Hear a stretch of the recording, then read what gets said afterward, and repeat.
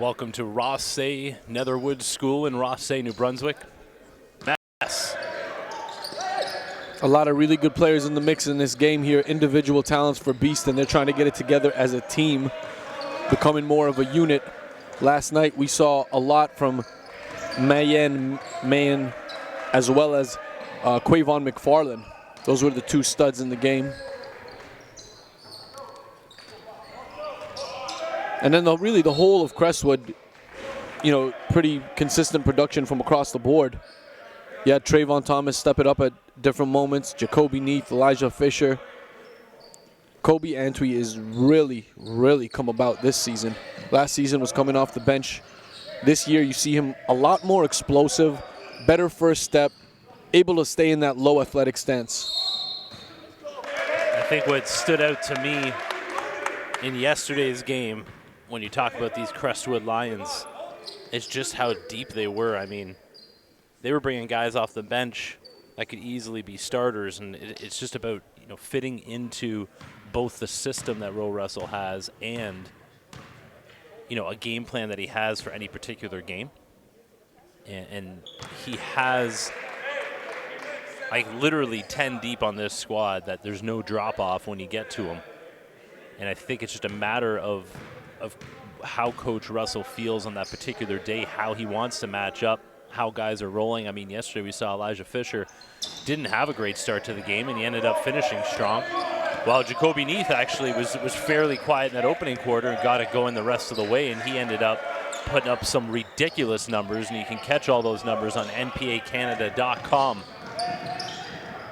There's a steal by Trayvon Thomas, pushing it back the other way. Elijah Fisher, the runway's open for the young Lion in a throwdown. He does that an awful lot, and you're going to see more of that this season. Elijah Fisher, widely recognized as #1 in the world for his age group. Jacoby Neath left behind there in the backcourt. Looks like he got poked in the eye. We got a timeout quickly for B.E.A.S.T here. I think Jacoby lost contact, came his out. contact, so we got a timeout for B.E.A.S.T. 1:30 gone in the opening quarter. Coach Robitaille wants to talk it over. Stay with us. We'll be right back.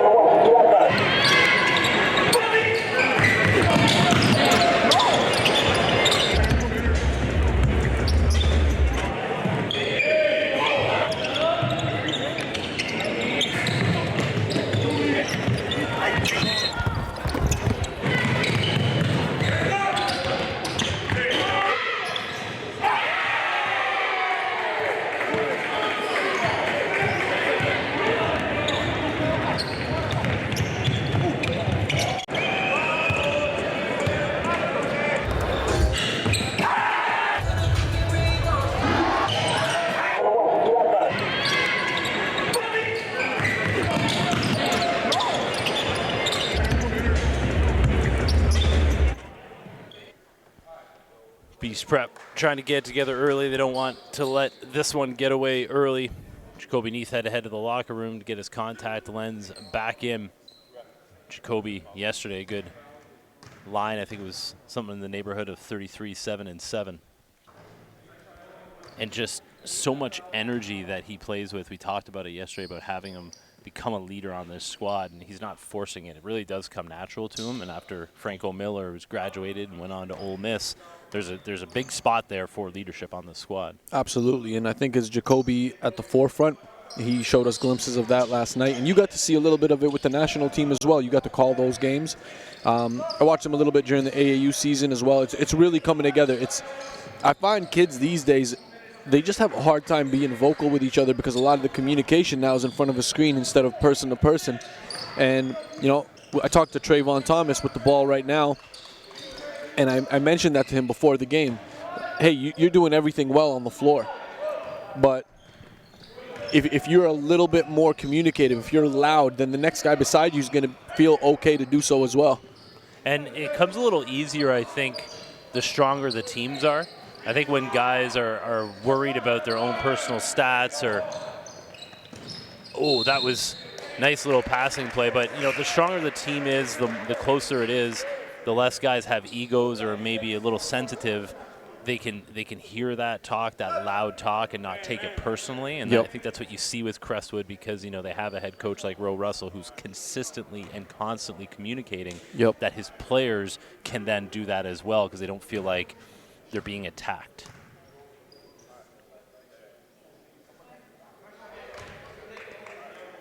Kobe Antwi, big dreams ahead of him. His goal is to play at Stanford in the Pac-12. And every year that I see him, he's inching closer to that goal. I mean, the burst was one thing that we talked to him about, and he really took care of it this season, or this off season, I should say.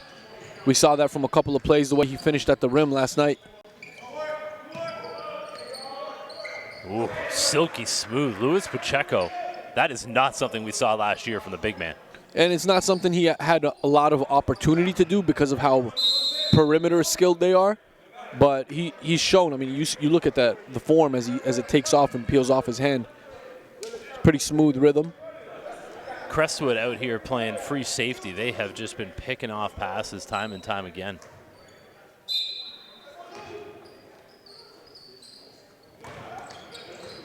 And this press being broken for the first time smoothly by B.E.A.S.T, but Russian shots on the other end, and Elijah Fisher once again breaking out.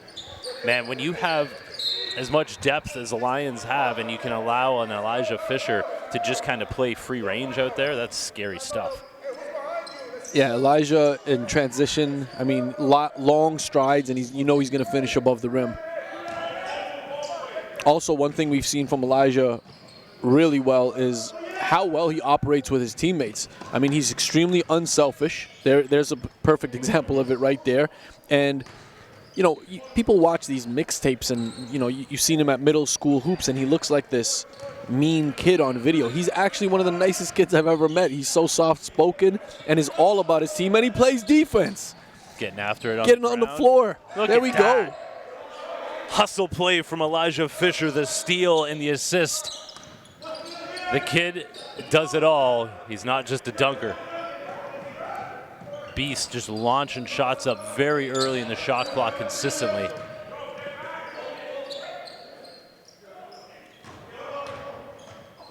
Now, Crestwood's got to be careful because they're becoming very stagnant on the perimeter right now. They feel like they have a pretty severe advantage, and these guys can pounce back pretty quickly.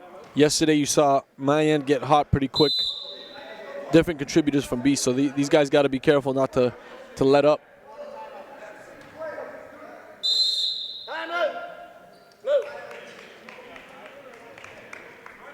B.E.A.S T trying to keep this one from getting away. Stay with us. Short break. We'll be back.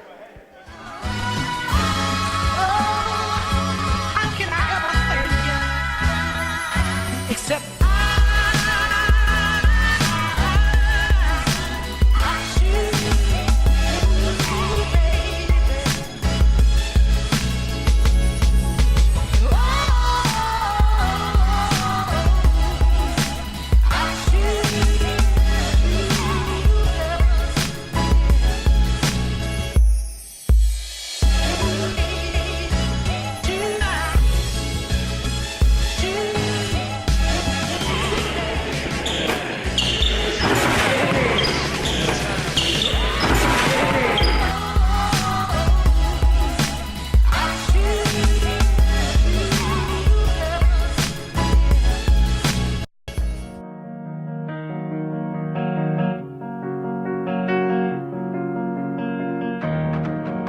everyone has their story.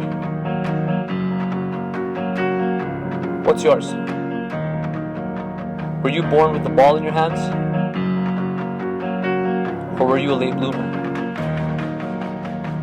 Are you a dead-eye shooter? Or a high? Taking a look at the RNS Riverhawks, the hosts of this East National session. They put on a clinic yesterday, and their new big four just stuffed the stat sheet. Sam Alamutu, Caleb Sully, Shaheem Malcolm, and Kellen Tynes. All of them just stuffed the stat sheet yesterday, much like Crestwood's trying to do right here. I know exactly what the Lions are trying to do. They're trying to put this one away early so they can play a lot more of the bench. I know Coach Ro Russell's excited about getting some of the guys that don't really get a lot of minutes, get them some playing time early in the season. There's Steven Lazar checking in the first quarter. He's usually the first one off the bench. Mr. Reliable.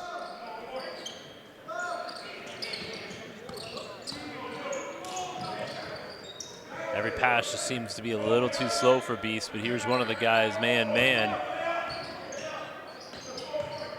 He's going to call that a pass. Tip-in. It's amazing when you get on the offensive glass what can happen. That was Quavon McFarland with the tip-in. Fisher, quick trigger. Nothing but net. Is there anything that this kid cannot do? Scores in every which way. Battle on the glass.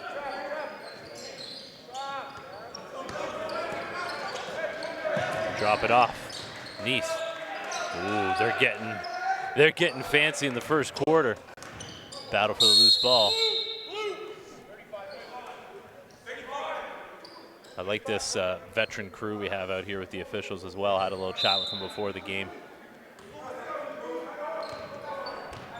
Very excited to have us here and understand the level of ball that we're trying to bring, and they're excited to be involved and educating these players. I mean, there's a lot of new FIBA rules out there, and they had a good little chat with all the players beforehand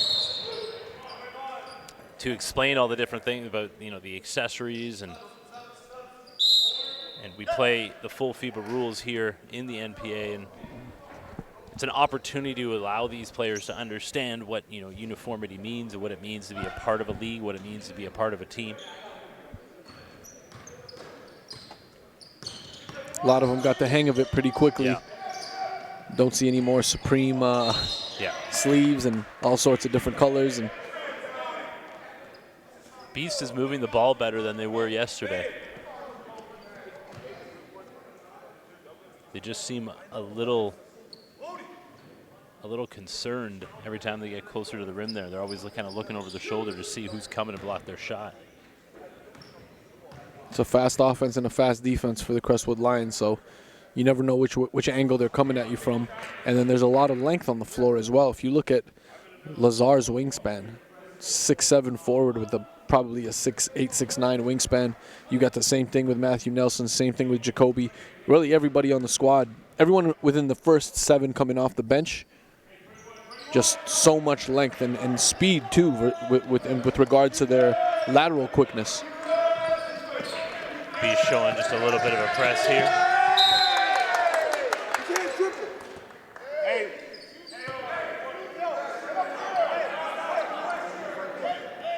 Inbounding right in front of us here.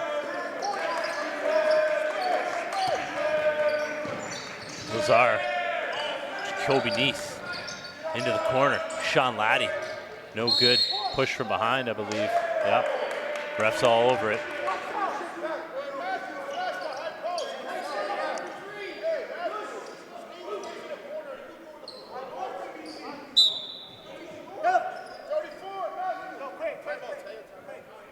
Ket Simon checking in for B.E.A.S.T. Ro Russell wants to talk things over. It doesn't matter what the score is. Ro likes what he sees or he doesn't like what he sees, and he wants to talk things over right now. Stay with us. A short break. We'll be back to RNS in New Brunswick.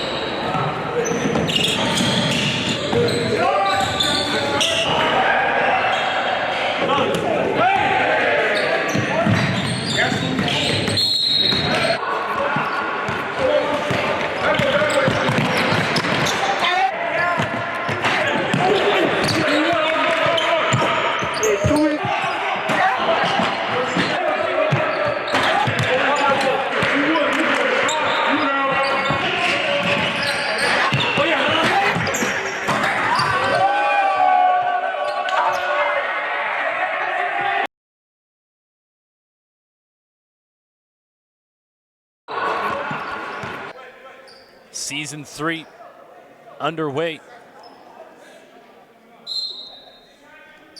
Things kicked off in Halifax. RNS taking on Halifax Prep in a close game in front of a sold-out crowd. Then we hit Winnipeg for a divisional session. Oh, sent back. Man is patrolling the paint, and you want to watch out when you see the big man in the middle. When it's said and done, he's going to go down this season as one of the top defenders we have, one of the highest shot blockers, and one of the best rebounders. He's involved in every play, or he tries to involve himself at least in every play. And always the inbounder that's left open. Always the inbounder, and that's what it was. Jacoby Neese triggered it from the baseline, ends up getting a corner 3. Oh, and Lazar picks up a tough foul.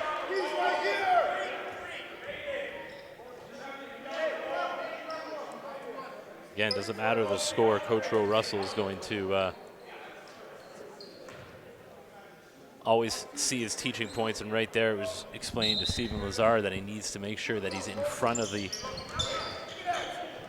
player who's receiving the pass on the inbounds. That could be a foul on both sides there. Yeah, Lazar picked up 2 quick fouls there.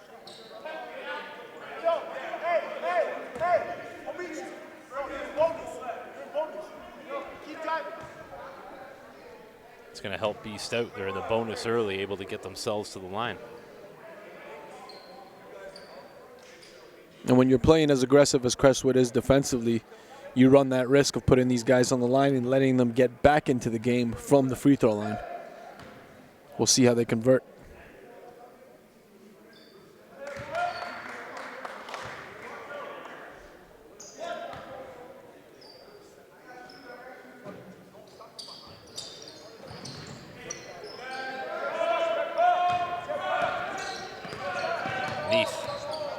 Oh, Jacoby. Too easy. Well, they're saying the foul was on the floor well before.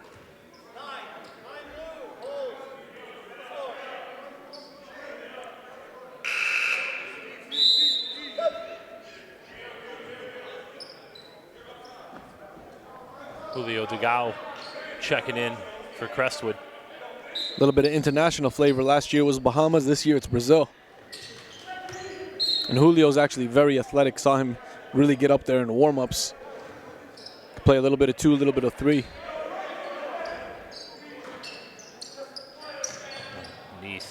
Nice pass and 1 finish. Courtesy Matthew Nelson's.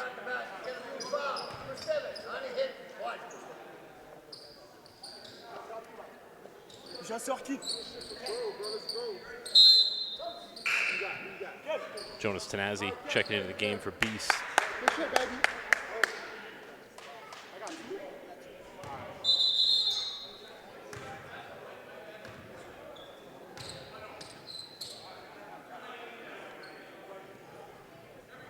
Nelson's at the line looking for the 3-point play.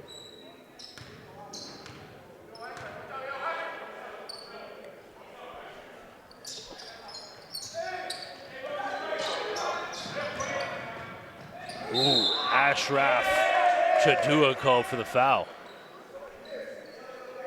And I think that's the biggest thing that the big man is trying to learn right now. And I know it's been a point of emphasis for head coach Roe Russell, is when you have that kind of size, if you could just jump and stay vertical and have those hands up. Yeah, he was leaning in on that one, no doubt about it. And it's, I think the thing that Roe's constantly talking about is the wave down at the ball. Yep. I saw them talking pregame. You know, Crestwood was here an hour before the game, getting themselves warmed up and going through some things. And that was a point of emphasis. Don't swing down on the ball. You don't need to do that. And that's an easy call for the refs every time. Nice little steal there. Bat the other way. Wing 3, no good. Offensive rebound from B.E.A.S.T. They go right back up with it. And at this point for B.E.A.S.T, I don't think they need to be settling for any threes, especially off of a steal and transition. You're already in the bonus. Take advantage of that and keep attacking. B.E.A.S.T is trying to get some momentum going their way, trying to get a stop and a basket consistently. They're leaking out here. Nice passing, but man, Crestwood, they are transition-friendly basketball at its best, both offensively and defensively. Easy call for the referee, that one on the reach-in.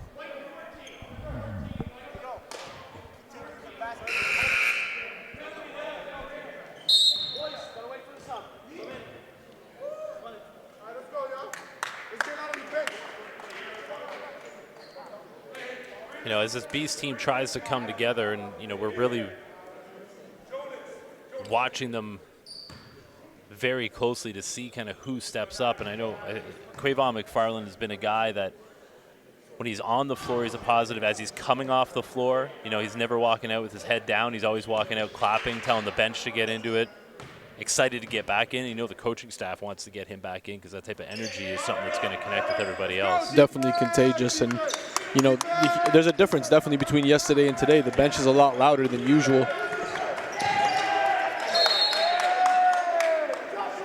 That's going to build that. And, you know, a trip like this can do that for a young squad. A squad that has very limited games together. And you always hear that in the NBA, that teams like getting out the road early to try to bring them together. And that's one thing when you play at home, but then being on the road, having to wake up at a certain time and together, everyone relies on the next guy, so.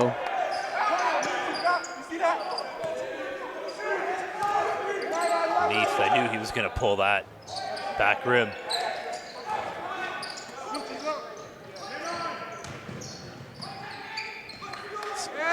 This is what we didn't see yesterday. Smart passes, quick passes. And B.E.A.S.T making a little bit of a run here. 8-point run. Jacoby wide open, man. You can't give him that. From range. You can't give him that. That's a Wake Forest, Central Florida, Tulane, Vanderbilt target. That's high major all over him. He cannot be left open. Oh, Elijah Fisher. Steal. Tried to drop it off. I thought he was going to try to put a man on a poster. Back the other way. That's much better defense. Absolutely. He's calling it on the body. But what else can a defender do at that point? Yeah. He played him so well. Yep. And if you're going to make that call, it's got to be the guy on the baseline. Yeah, but I don't hate the call. I really don't, because you can't. And that's why that law of verticality really came into the NBA a couple of years ago. It took a while for everyone to get used to it, because the big thing now with the smaller guys is jumping into the body. Yeah. So I think that's the next thing that needs to be ironed out, is what is a foul, what isn't a foul when it comes to jumping into the body, right?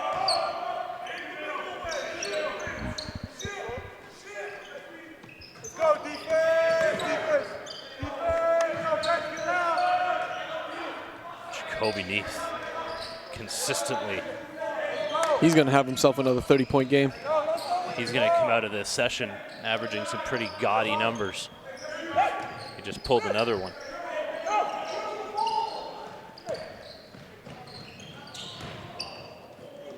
Yeah, good defense.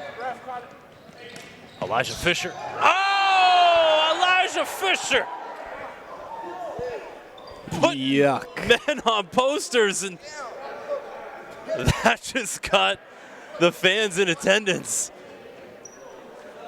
holding each other back. We have this stream being aired around the campus. I think I just heard a yell from the other side of the RNS property. That was yucky. The young lion is hungry.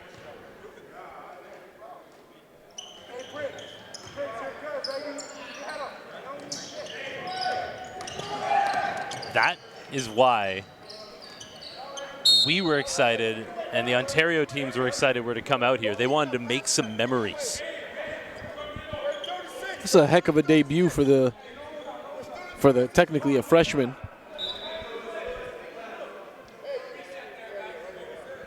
Getting a lot of minutes early on in the season, and he'll probably be on the starting rotation for the entire season.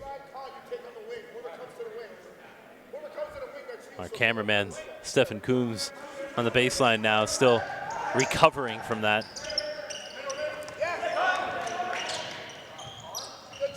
There's just got to be a lot more certainty in B.E.A.S.T's passing.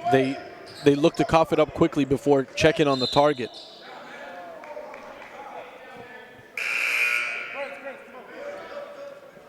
Crestwood almost over-aggressive because of the opportunities to come up with these steals, and a lot of times picking up some quick fouls.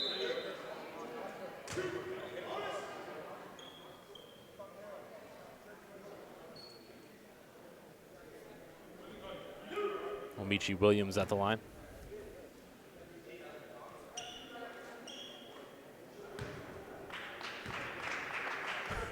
Russell and Elijah Fisher having a little chat in the foreground there, having a little laugh.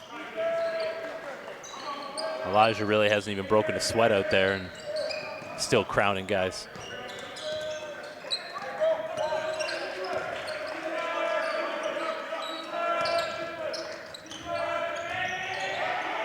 Oh, picked up the dribble. Never a smart idea. 3 in the key.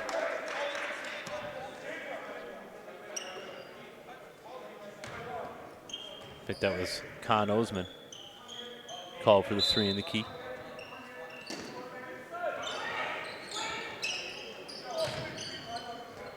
Jump ball. Elijah's always going to make sure he comes out with the rock to give it to the officials.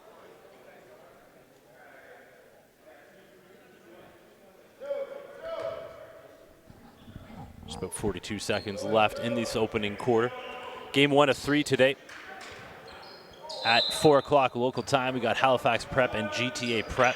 That should be an outstanding game. 2 equally matched squads. Luis Pacheco with the putback.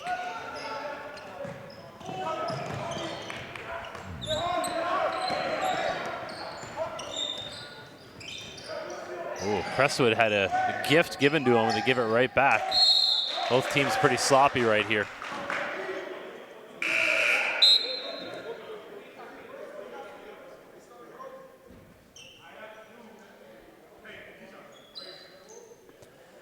Those are little things I like that the officials are doing too.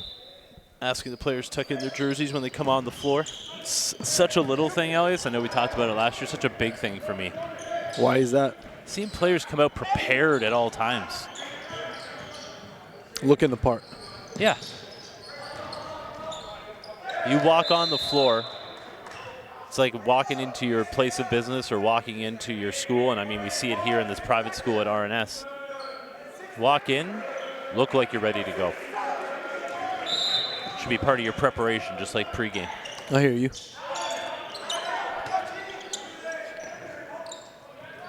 Ooh, that would have been something special to beat the clock. Crestwood in control after the first quarter. We'll be back. Second quarter action coming at you from Ross A. Netherwood School in New Brunswick. Throws up an alley-oop. Oh, Williams! Are you a leader? Or an elite ball player? North Pole Hoops wants to know. What's your story?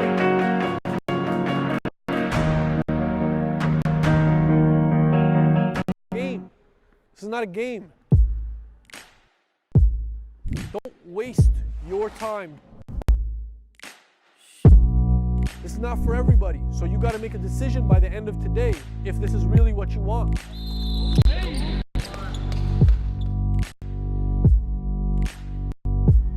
Okay? I'm a 5'8" Arab kid, comes from a low-income family. My family was on welfare when we came up. Nobody expected us to be have North Pole Hoops in the position that we're in. Everyone that said no saw how hard we grinded and just beat down walls. So now, if you're not going to waste your time, your parents' time, your coaches, don't waste mine either. Because I fought for everything that I've got. And if you want it bad enough, I'm telling you, fight for it. Are we all on the same page?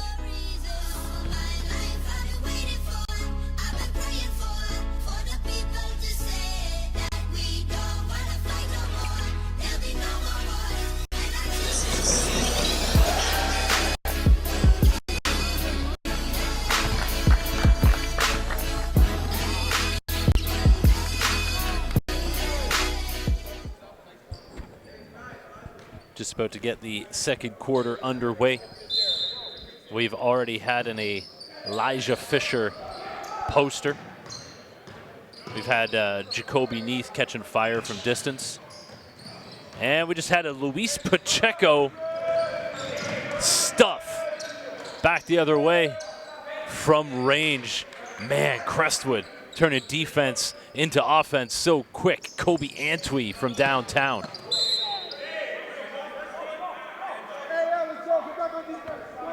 And there's not a lot of guys on the Crestwood that can't shoot the three ball. You're looking at the lineup right now. Everybody that's on the floor can put it up no problem. We only have 14 seconds now, coach, okay?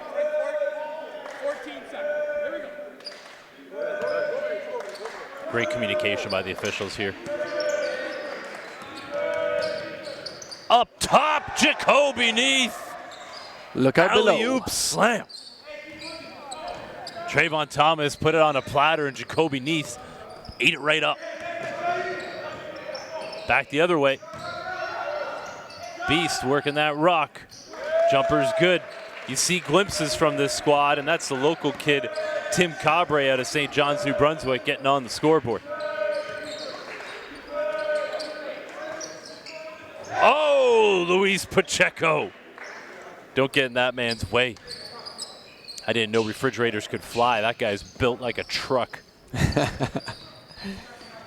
And hey, Pacheco, I love when he gets a hold of the ball and just muscles it in. He's got that ability to get the entry pass, get his elbows up, protect, turn, and just jam. Like, he moves with a purpose. And that's what, when you see, and I know at this age it's so tough because he expects so much from the big man, but a guy like him, he just moves with a purpose. He does definitely. He knows where he's going, and he's going to do it. Doesn't matter if someone's there or not. Cabre. McFarland into the corner. Ooh, God, Pacheco, so long and so quick. Nice move. See, these are the types of things that you just see glimpses from Beast. Just got to keep it simple. It's confidence, right? Just like you were saying. Ooh, Fisher, you see him, he's been working on that move an awful lot. Hard dribble, pull back three. And they're just out there picking off passes. Thomas. Little push off down low, went uncalled. Like I said a few moments ago, there's really nobody on this Crestwood squad that can't shoot the three, so you got to run them off the line. You cannot give them that much space to put up threes. A majority of their points in this first half have been from beyond the perimeter. And here they go again. Neath, great ball fake, gets it back down low. Pacheco fouled. He'll go to line to shoot two. Timeout for Beast.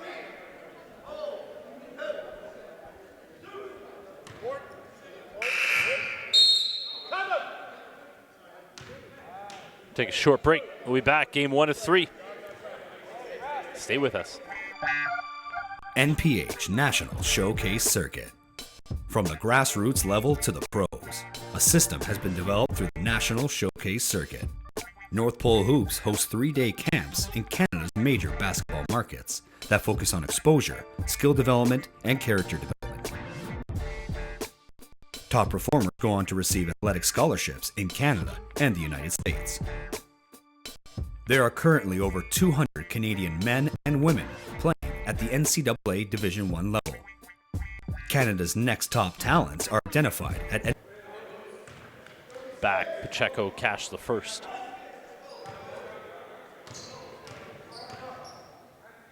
We'll be graduating quite a few seniors this year from the NPA who are going to move on to play at the highest levels of Canadian university ball at U Sports, as well as the NCAA.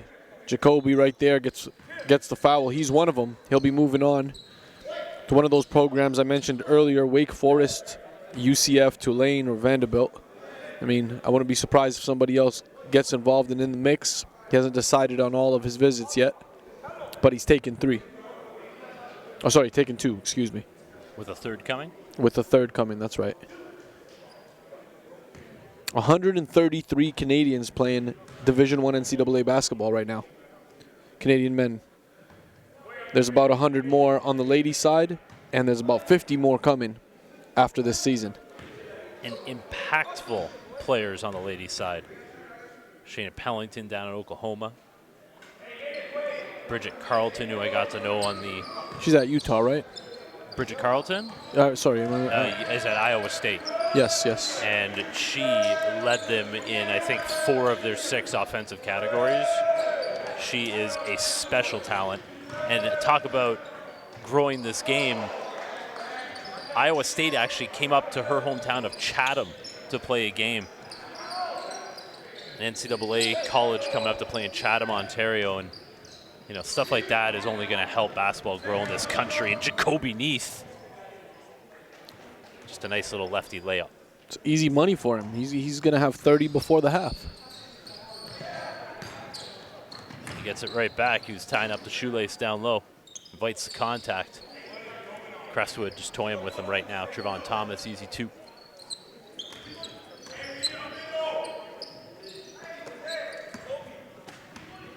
Quavon McFarland cashes it in.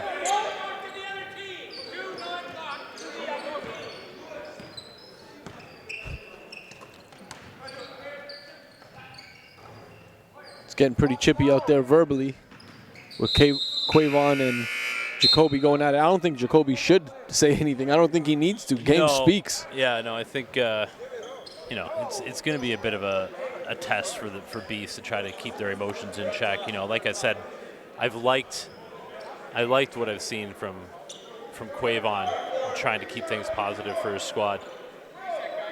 But that can bleed over pretty quick when your emotions get in there.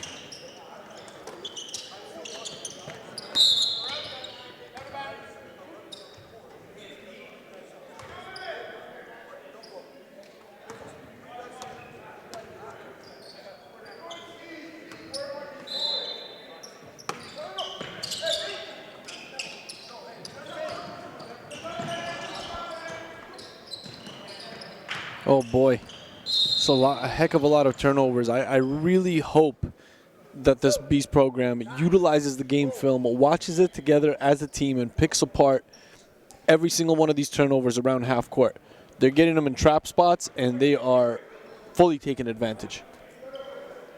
Well, they're falling into the traps, that's for sure. You know, and the reason why they're called traps is because they get you in a position where you're going to attempt to take the easiest pass, and there's always going to be someone there to take it. And that's what we've seen time and time again from Crestwood. Like, I haven't seen a lot of ball fakes, fake passes out of B.E.A.S.T. It's amazing what can happen with just a little fake of the pass instead of just taking the first and easiest one. Well, a lot of the best players in this league usually go to the fundamentals first before putting the ball on the deck and trying to create something. It usually is a jab or a pump fake or, you know, a fake pass, something before their initial dribble. Chowdua at the line.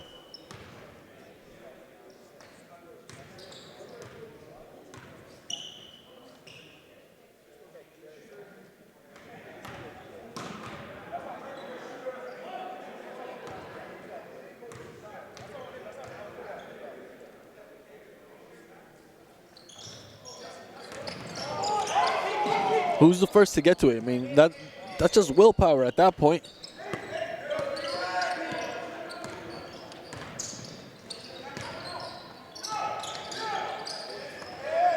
There it is. Now B.E.A.S.T getting out the open floor. Tough take. Lots of contact. Out of control. Easy call for the ref. You can't be under an offensive man like that.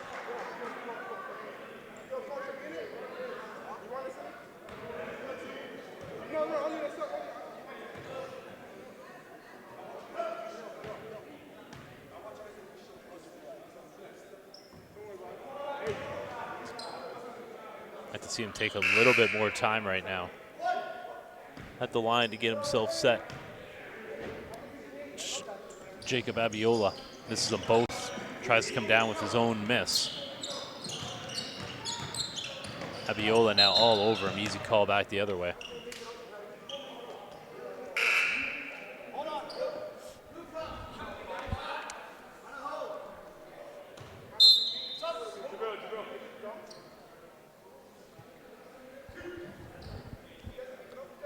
William Charles at the line, native of Montreal, Quebec.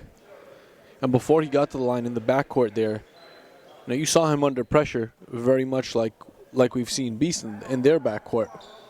And you didn't see him cough it up. You saw him go through the contact, wait until he had an opportunity to either pass or picks up the foul.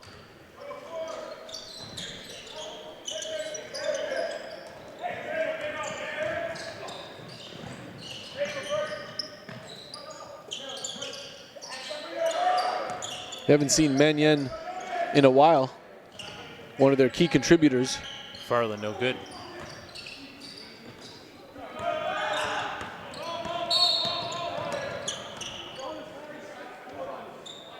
Blue 9. Hold. Two. And Quavon's a little bit upset at himself for picking up his fourth. That's a very unnecessary foul going down the sideline. No chance for recovery there.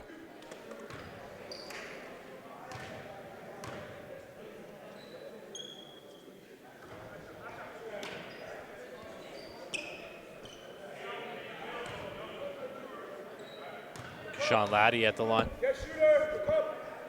Splits a pair.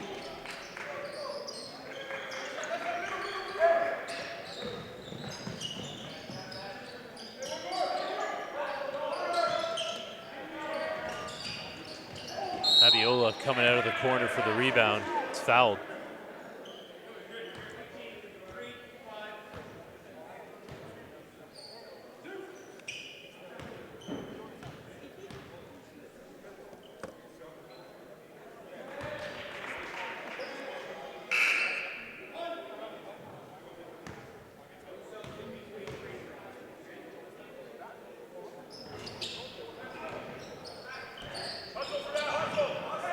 B.E.A.S.T getting after it. B.E.A.S.T forces it back up, comes back down with it.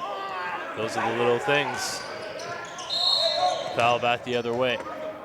Didn't want to give him an easy two.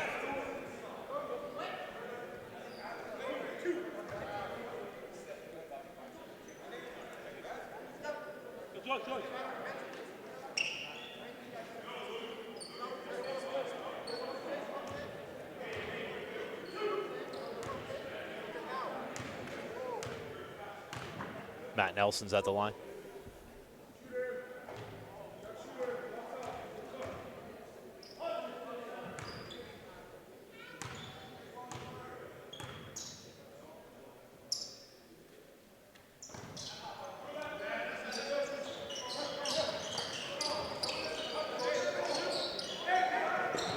There's another steal. Oh, Chadua got his bench up.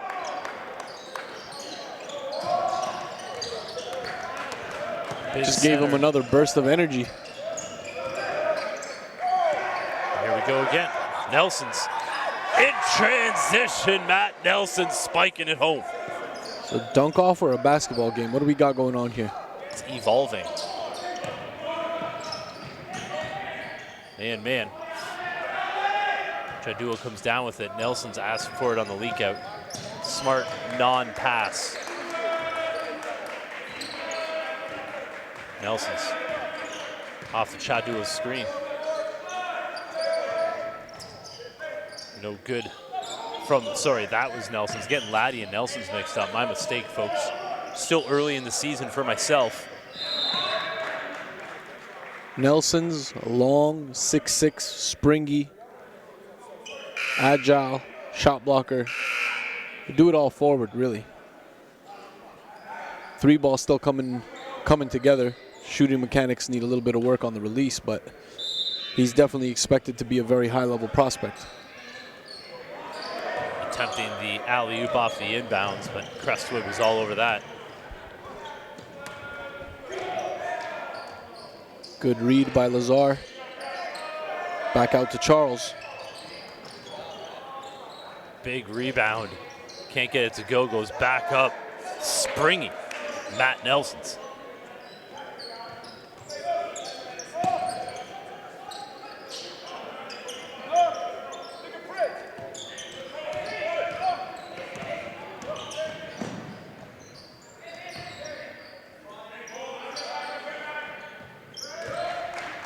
call it long 2, foot on the line.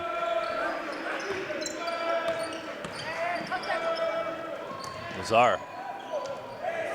Strong move by Lazar. Went up strong with 2 hands. We're going to call that a pass? We'll call it an Omichi Williams too. I mean, I wouldn't, but we'll see what crossover says about it. You stole my line. I wonder what the parameters are when they're breaking down the film to get the stats.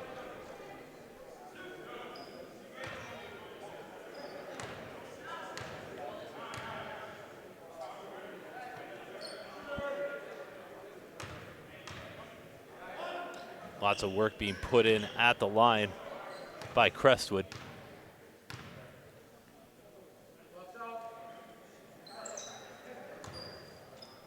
Coach Russell's going to be able to rest his guys for their 7 o'clock game against RNS. We are expecting quite a crowd here. Everybody was well aware of this session that was going on, and they were all well aware of who was coming to town, with Crestwood being tops on the must-watch list. Nice look. Gets it back. Ooh. Expecting everything to go in for Crestwood at this point. Man, forcing it out. Back the other way. Both teams getting up and down right now.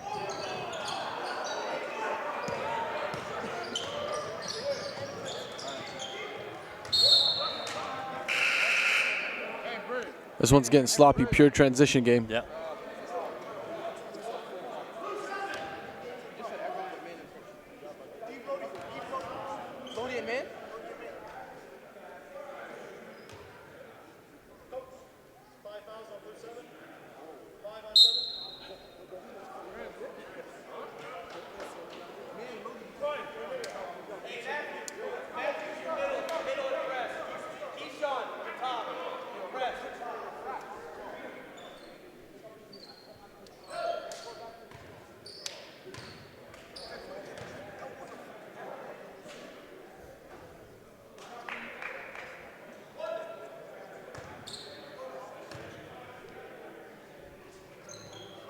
.151 to go here in the second quarter.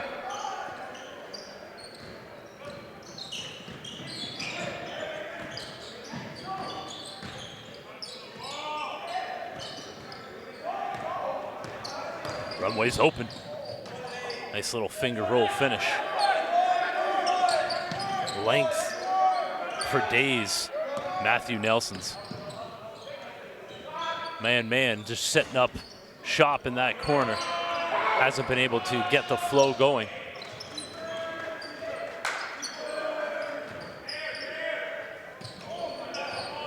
Looked like Julio got pushed there as he went up with that floater, came off the side of the backboard. Wing 3, no good. Up top, man. Elevates so easily. He's got to be their best player, man. Yeah, they got to look to set up plays for him to get him free. You got backdoor lobs happening for him. You got him running in transition. He can shoot the 3 as well.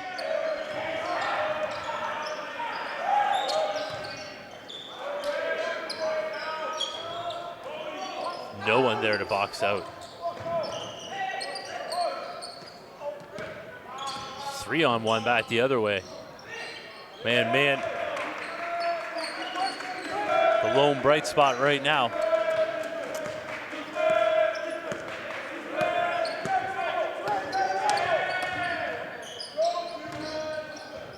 Ooh, big jump stop. Great hands. And a pull-up 3. That's some confidence right there. Kashawn Laddie making the most of some big minutes here today. And I'm looking down the bench and I see Jacoby Neath up on his feet, cheering his guys on. First one off. Halftime here, game 1 of 3. Stay with us. Got some tasty matchups on the way. from the East National Session in Rothesay, New Brunswick.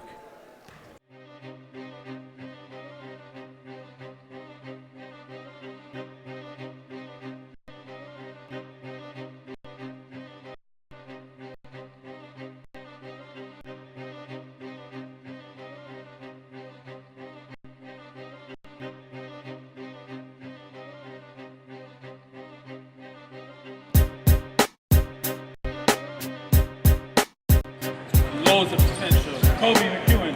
He defended a lot of the top guys in this camp. That player is Jalen Warren. All the way. Here, good walk. Give it up.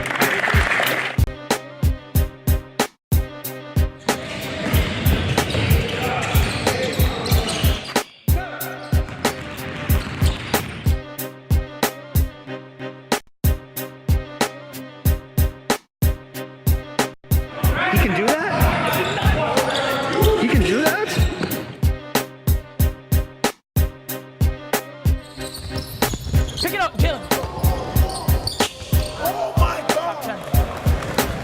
Top 10. Top 10. Top 10. Jalen Llewellyn, MVP.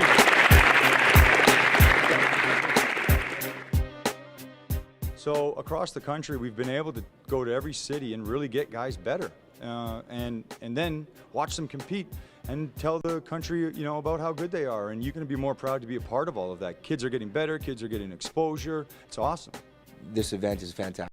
I think you guys, North Pole Hoops, does a tremendous service for basketball in this country. And talking with Kyle Julius, my brother, we never had this when we were growing up. We never had the exposure camps. And I think it's something that people need to start to look at and take advantage of, because regardless if you're the best kid at that camp, you're going to get noticed. And I think that's something that these kids need to understand. And for you guys to go across the country and do these events, it's a tremendous thing.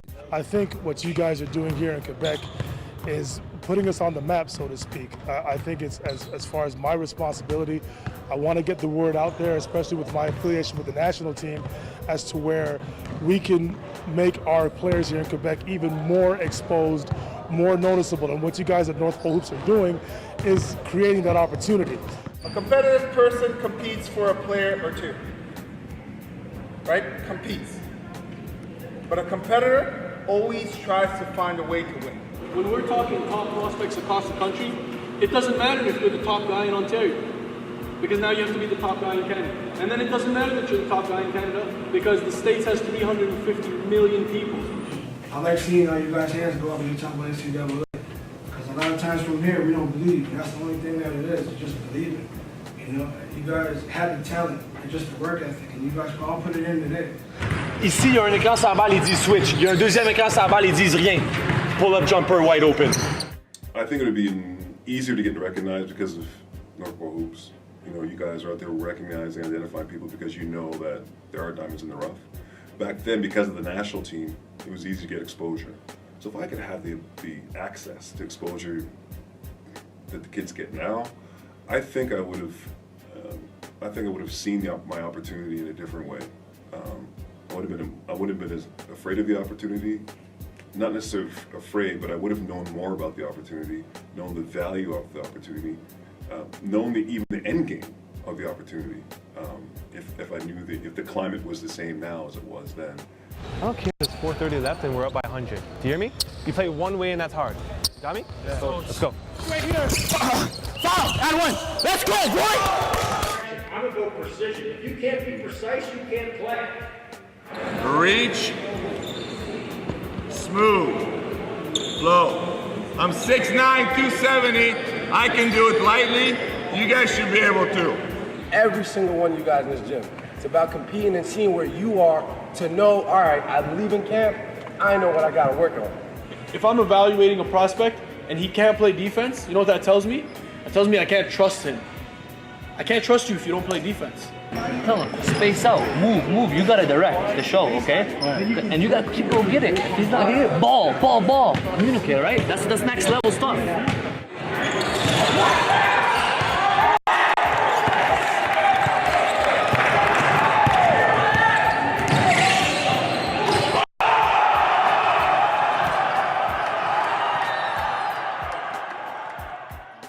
takes on the community's involvement as well. There's a lot of people that help, and you know what, that's what really North Pole Hoops is all about. It's about continuing to build culture, continuing to build community within the game, and you know, helping the game elevate here in this country. We want to invest into the game, we want to work with the community, and we feel that it's extremely important to work together as a community, from high school coaches to club coaches to different stakeholders.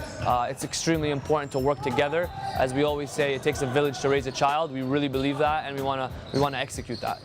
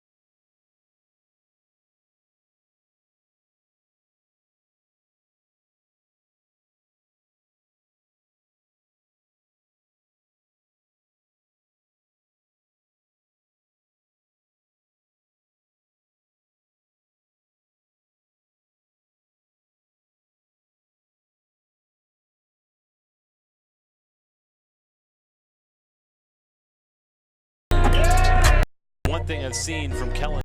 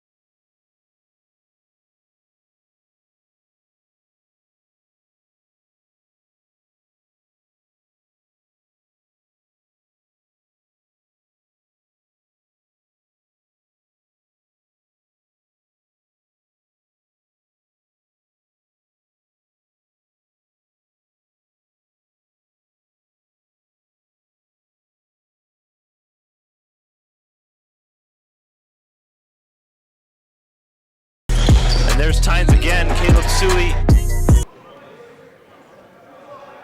back for second half action. Game 1 of 3.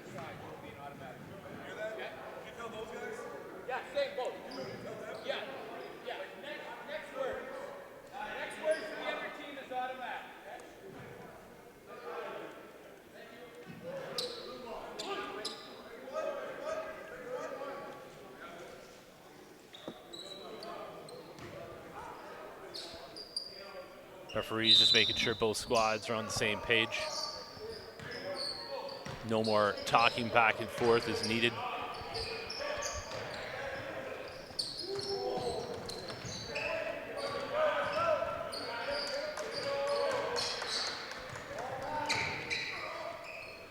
There you go. Beast starting off the second half with Jonas Tanazi. They're in foul trouble. A couple of their players going to be saddled here in the second half. Pull up, no good. Man, you got 3 guys underneath there. One of them's got to grab a board.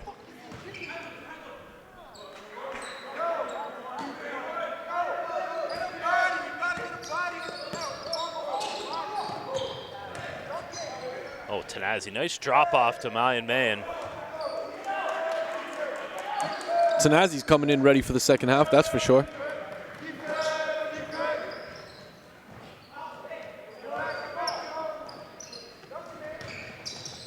Mayan gets his own offensive rebound, puts it back up. No good. Pacheco bringing it down.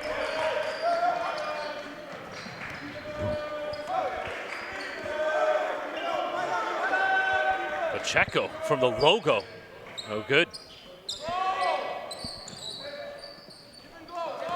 And Coach Rowe's not happy about that one. They're just having way too much fun with it right now. You got to stay disciplined under these circumstances. He's subbing out all 5. Rowe with the hockey line change coming up, Coach Russell. He sees this guy just getting too comfortable. Trayvon Thomas, always comfortable when he's slashing to the rim like that.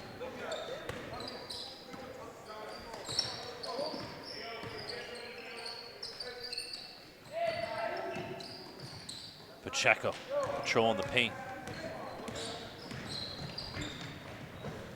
Pacheco goes end to end. Luis Pacheco has really expanded his game this season, just in the few games we've been able to see thus far. Really showing it all. Brand new 5 coming in for Crestwood.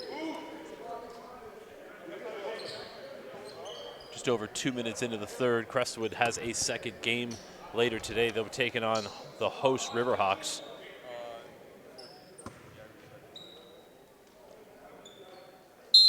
Halifax Prep and GTA Prep at 4 p.m. should be an interesting one. Reminder, that's 4 p.m. local time here, so 3 o'clock back in Ontario. I'll let you do the math, the rest of Canada. 12 o'clock on the Pacific. That's why you're the brains of the broadcast, E. I do what I can, man. Trying to keep it together over here.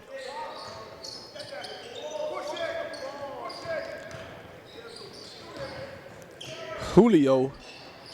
Not a lot of lift on that shot, but easy putback once again. Matt Nelson's.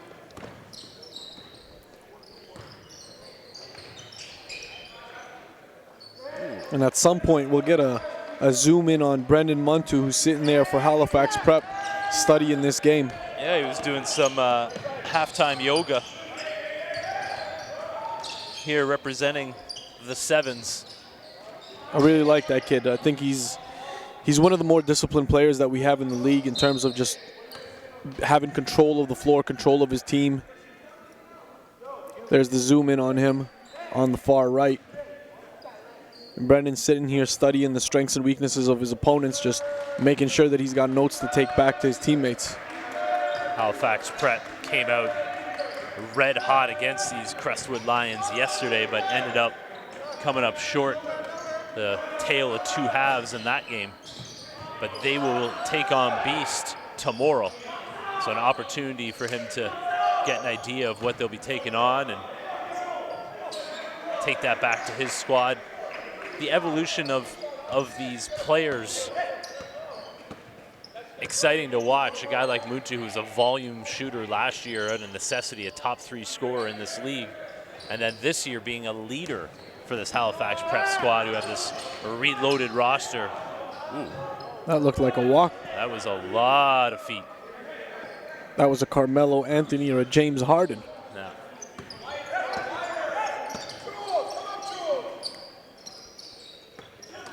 There you go, a couple more pass fakes. Should do the trick, just be patient. Up top. Man.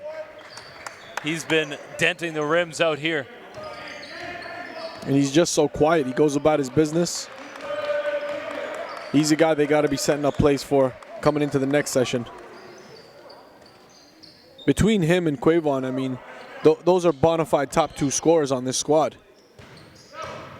William Charles out of Montreal. Yeah, double dribble. Timeout for Beast. Third quarter. Game 1 of 3 of the day. Stay with us. We'll be back to Ross A. Netherwood School, New Brunswick, Canada. We'll be right back.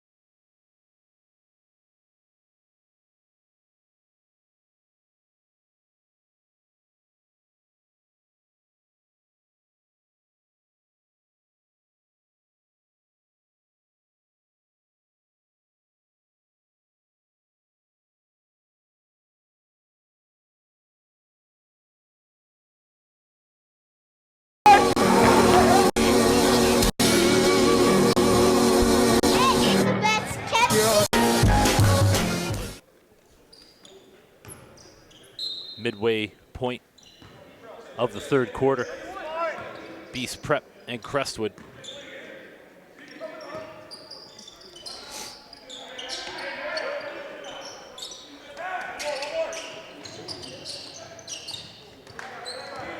Here we go. Ooh, Crestwood getting ahead of themselves a little bit on the break. That speed in transition is tough to stop. I mean, you saw it from the starters. These guys not quite equipped with the mindset, the knowledge base to just know to be ready in transition. That pass can come at any time when you're trying to misdirect the defense. The steal numbers in this game are going to be off the charts. Keshawn Laddie. So many interchangeable parts on this Crestwood squad.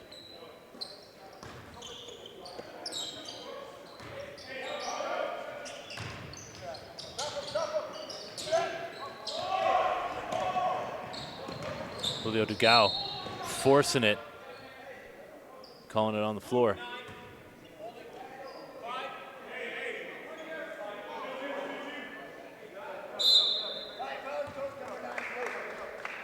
Quavon McFarland, one of the bright spots of this squad, fouls out.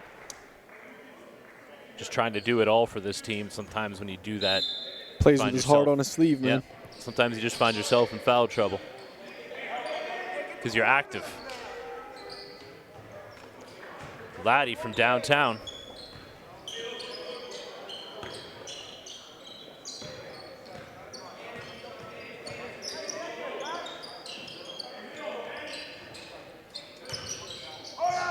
Jabil Batterdine couldn't connect with his teammate there.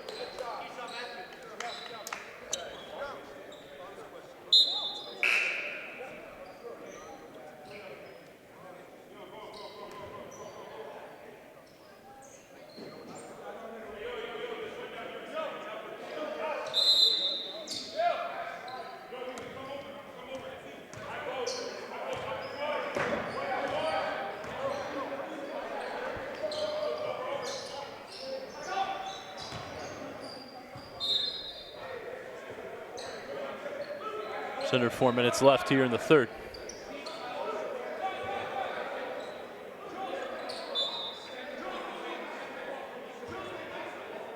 Coach Russell still coaching all the way to the end here. As long as the game's going on, he's never looking at that score. Playing it, coaching it to that same level.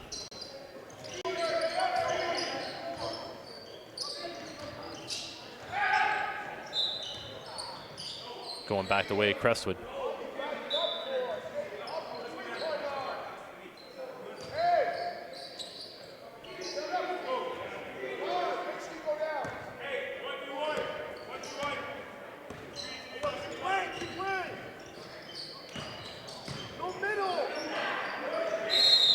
Battling for the ball.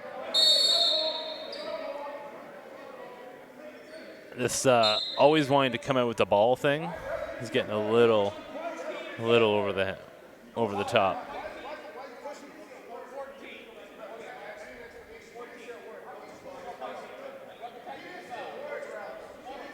And they're just, refs just want to make sure this stays in check before it gets out of hand.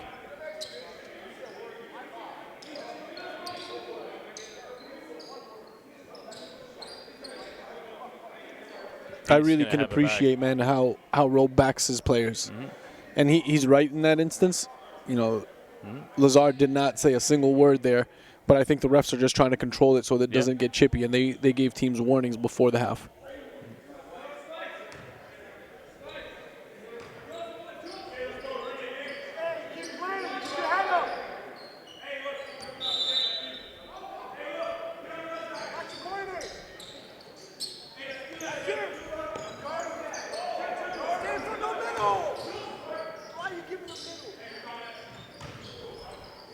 Crestwood battling for it. B.E.A.S.T going to get it back.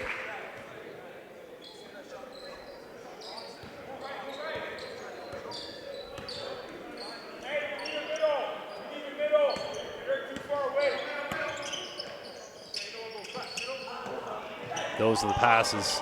When nobody comes to the ball, that's what's going to happen. Stepped out of bounds. 3:02 left here.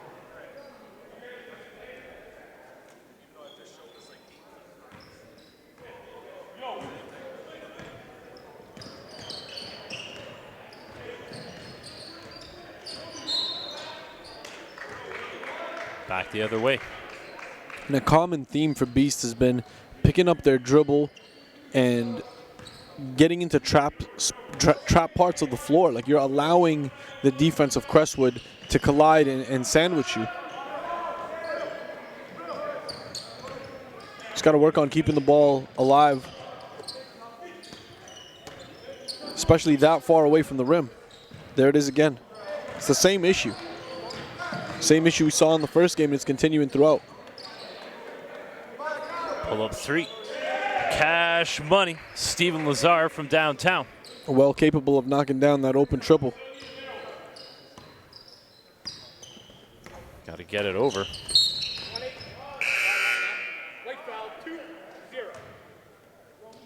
Crestwood just reaching in, picking up those fouls.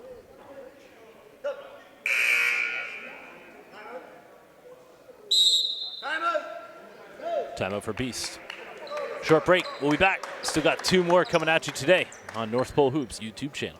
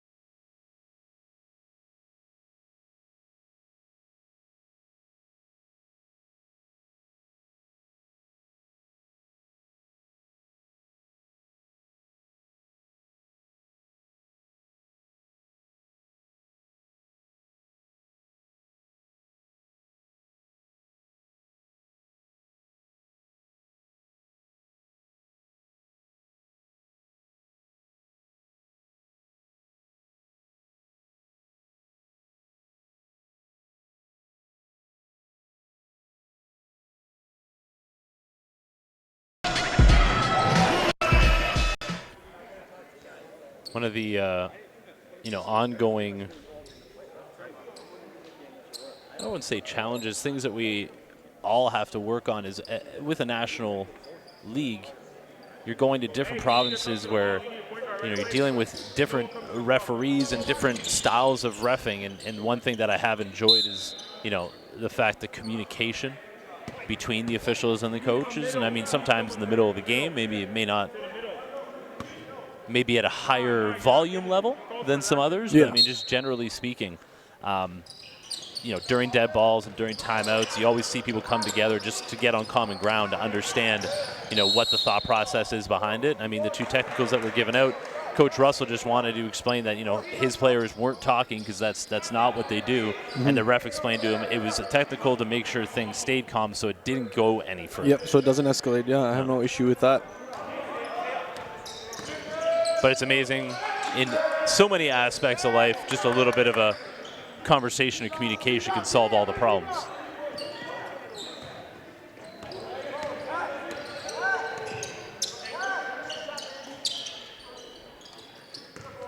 Michi Williams, little in and out dribble.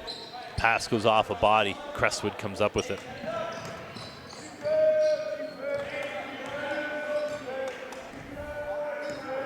William Charles out of Montreal, Quebec. Getting after it on the floor. Bodies, jump ball, another one. There's mutual respect, helping each other up. 1:30 left here in the third. Put that to Guest as soon as he throws it in back to White.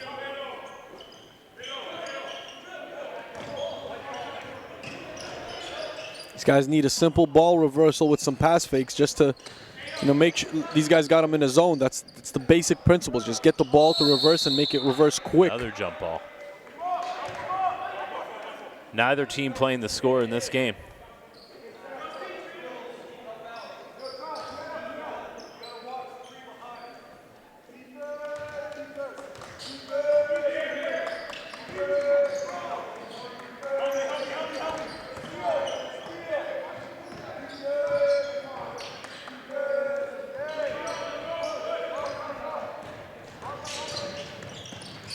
Man. Tough pass to throw, especially against this Crestwood squad. I think Mahan's got to look in these situations to be a little bit more. I don't want to use this word, but I have to right now. It's selfish, and in these situations, just look to create your own offense as he could have there on the perimeter. He's well capable of putting the ball on the deck and making things happen.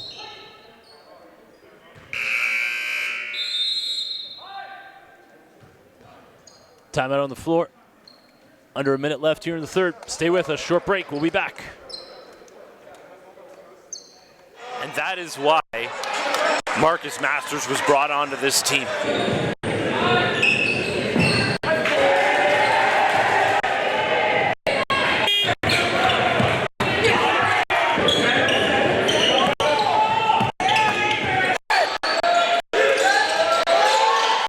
Boye on it, step back, Masters.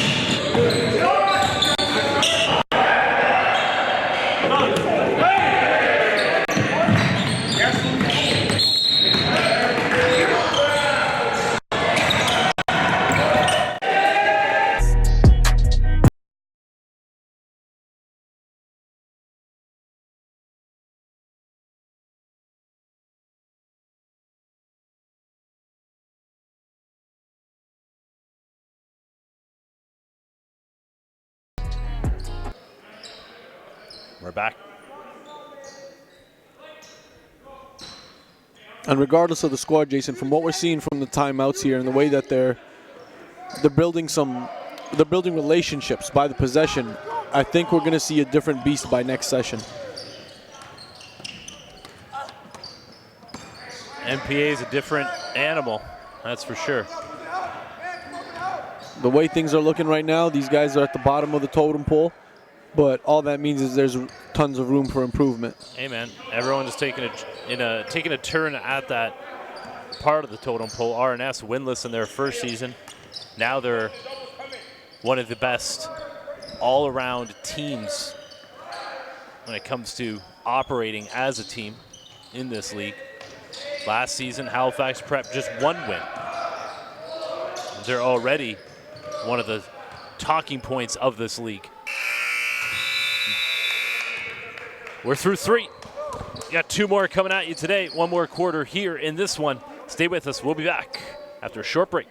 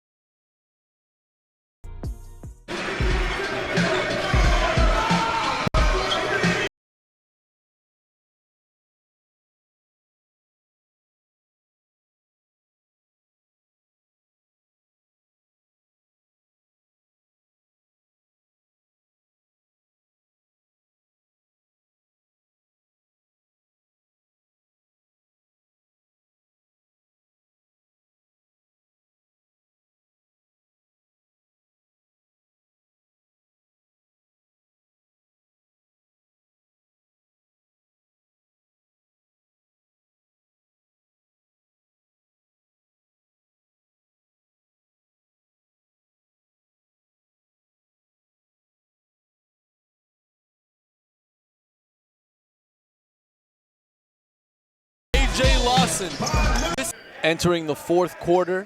Crestwood up big, 97-43 on B.E.A.S.T. And I got one of the captains here from Halifax Prep with me, Brendan Muntu. Hello, hello. Welcome to the stream, young man. Thank you very much. Absolutely. Brendan, we've gotten to know you over the last couple of years, and for somebody who's just getting introduced to you, what can you tell them about your game if a coach is watching? I'm a very versatile player. I can, play the multiple positions. I'm really talkative on defense. I'm a more of a leader type of guy. I do whatever the coaches ask. That's perfect, man. Yeah, absolutely. I mean, I think I've witnessed a lot of that over the course of the season, last season especially. And there's obviously a lot of changes made to the Halifax Prep roster, completely different. Definitely. What can you tell us about the new additions? I think compared from last year, which is that last year we lacked on height. Last year I can say that guard-wise we were okay, and I think the only problem for us was just we needed height, and now that we have the height and length on the court, it's a lot more easier and better for all of us to do well on the court together. And this team seems to be very high energy at all times. Exactly. You guys were last year as well, For but sure. this year you're coming with a lot more substance and a lot more versatility in scoring. Yeah. Now, on any given night, it could be you going off for 25 one night, but you have like five or six other pieces that are fully capable of doing the same. So can you speak a little bit on the versatility of the team? For sure, like I was saying from last year, because for me last year I was kind of like the main guy that needed to do every single thing to help the team get to where we needed. This year, I just, everybody anyone on the team can have a 30, 20-point lead. For me, my role this year is to make sure that everybody is getting, doing well, offensively, defensively, and as well that if during the game, wherever whoever's doing work, make sure that they're getting the ball And who from the new additions has made your job a lot easier for you? I'm going to say Julian Lawal, Okoye, Chris, That's quite a few. Jaron. There's a lot of them. J9, Christo. J9 was a pleasant surprise for me yesterday. That's the first time I got to see him. Yeah, he's a very good aggressive scorer. So whenever he's on the court, it helps me a lot to make sure that when he's scoring, I can worry about the other things, and that if he's off, then it's like a rotation type of thing. So it makes my job a lot more easier.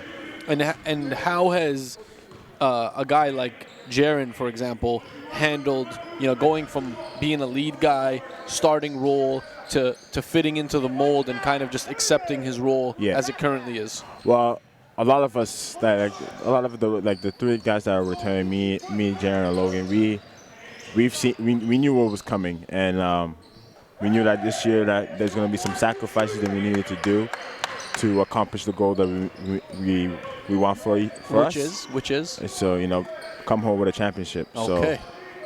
So for that to happen, we need to understand our role and know what we know to do best on the court, translate that to the game. And, for us, our culture is a family thing. So we never want anyone to, have a bad time or kind of feel disowned or misplaced. Yeah, disowned or whatever. So we want everybody to, to feel like it's a family type of thing. If one day you have a bad game, it's okay. Come back, bounce back from it, and have a better game.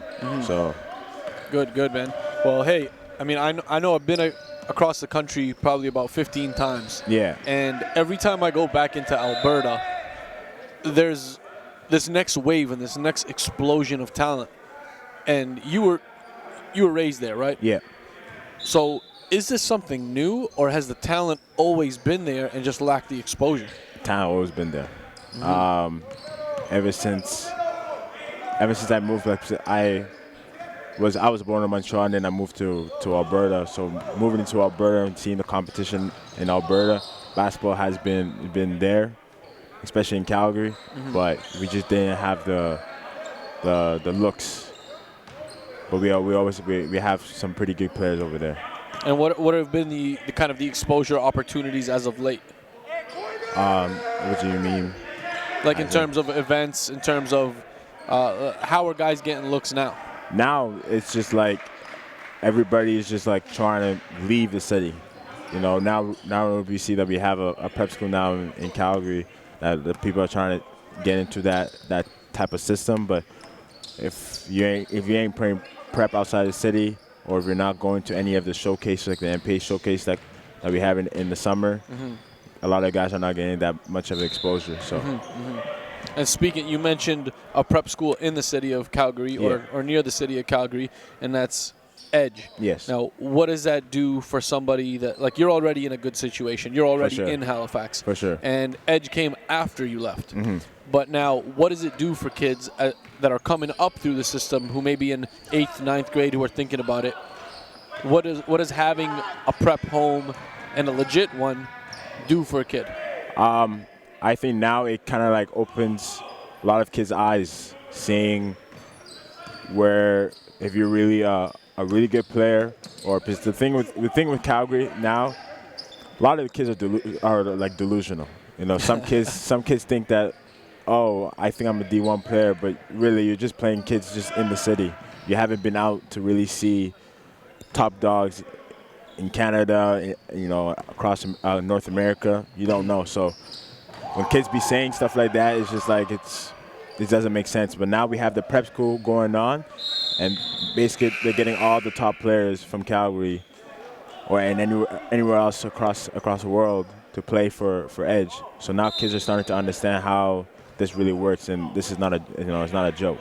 Yep, definitely. You made a good point there about. I'm surprised that came out of you, delusional, but I mean, I know I come across them all the time. For sure. Every camp I've ever ran, we ask that same question. Hey, how many of you are trying to go Division I? Yeah. Or play high-level Canadian university ball. For sure, for Every sure. single hand goes up.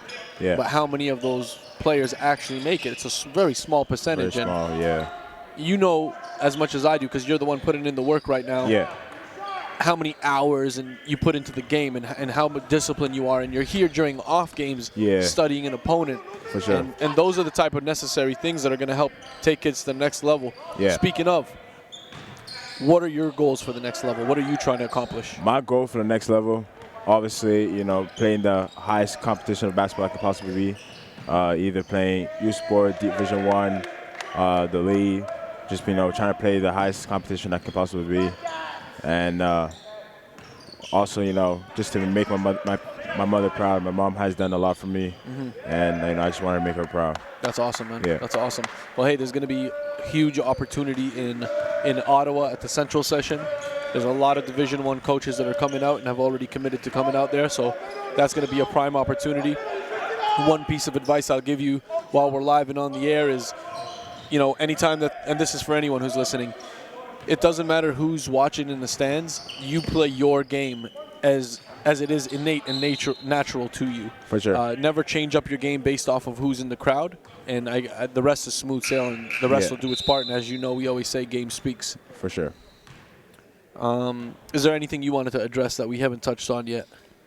Anybody want to shout out? I want to shout out Halifax Prep. My boys back in the hotel right now. They're probably watching this right now. Shout out to my coach Marcus, Ming, Stephanie Fallahan. I want to shout out to both of our coaches. Some of our coaches that stayed back home. Coach Aaron, Coach Tyler, and Coach Olin. They really helped us a lot. They're basically our parents back in Halifax. So I really want to thank them for, treating us good and then, getting us better as basketball players on and off the court. That's love, man. Yeah. That's love. I mean, I've seen the change in the culture.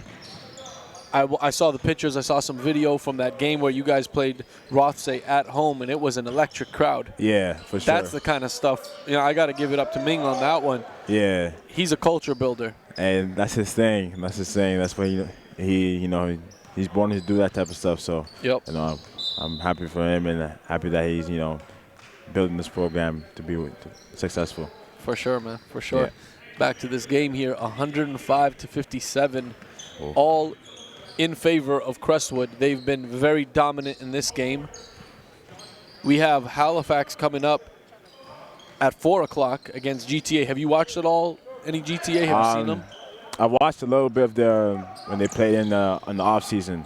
I watched them play a little bit. I've seen them.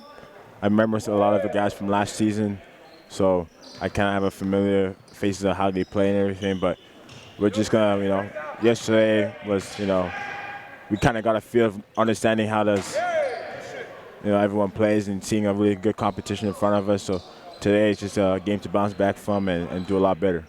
Now, luckily for you guys, you don't got to deal with no AJ Lawson or Casey Izagu. For sure.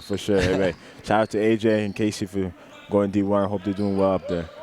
That's love, man. That's love. Mayen also from Alberta, trying for the three that time, no good.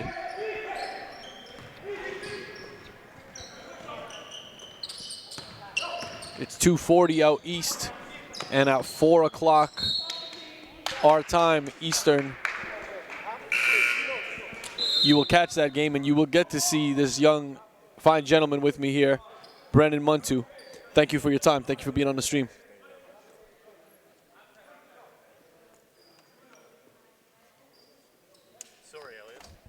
Welcome back, Jason Tom. Sorry for the drop-off in broadcasting knowledge from... Not at all. I had a better partner while you were gone anyways. I know, that's what I'm saying. I'm sorry that I had to ruin that because I know it was much better than whatever I was bringing to the table. Although I had a good opportunity to go over and talk to Brendan's coach, Marcus Eaton, about his squad yesterday, and he's just kind of talking about that great start against Crestwood and how things and where things changed for them. Oh! And he was a little shy to start off, but I mean, that's any adolescent first time on a live stream. He's a terrific kid, and I think he's a big piece of leading these guys, into their next chapter. We talked about it on the stream. It's a completely different squad than they've had in the past, and we're gonna see them at 4 o'clock our time. out here in New Brunswick. They'll take on GTA Prep. We talked a lot about the culture that Ming is, raised out in Halifax, and that last game with 700 people in the stands. He's enlightened me on some info that they're going to be playing the next one at SMU, so they're going to really try to pack a U Sports facility, which is going to be a sight to see. Ming Fallahan has done an outstanding job out there, really, battling, I guess, what you best describe the, the traditional mindset that is out there in a lot of areas, not just the basketball community, and having those communities embrace what we're doing.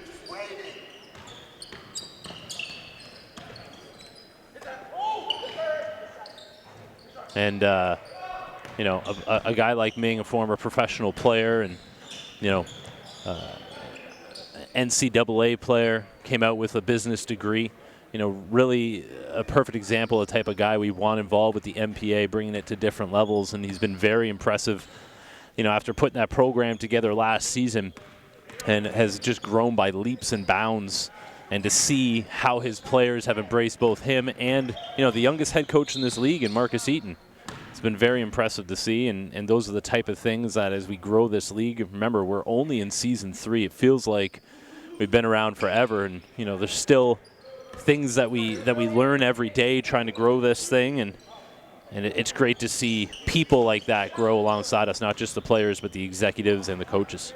Absolutely, and a fun fact, actually, Coach Damian Gay of Rothsay Netherwood, Ming of Halifax Prep, and David Cooper of GTA all played on the same professional team in the NBL before, moving on to the next chapters in their lives.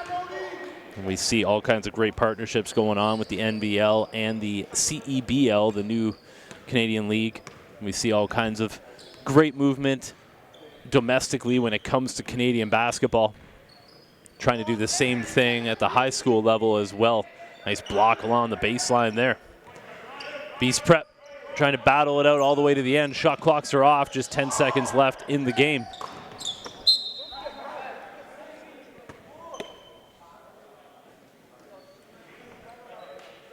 .5 left.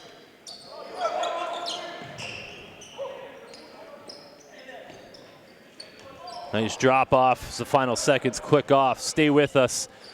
In just over an hour, we got a great matchup. Halifax GTA Prep as we have game 2 of the day. Stay with us, folks. We'll be back in about an hour and 15 minutes. 2 more coming at you on day 2.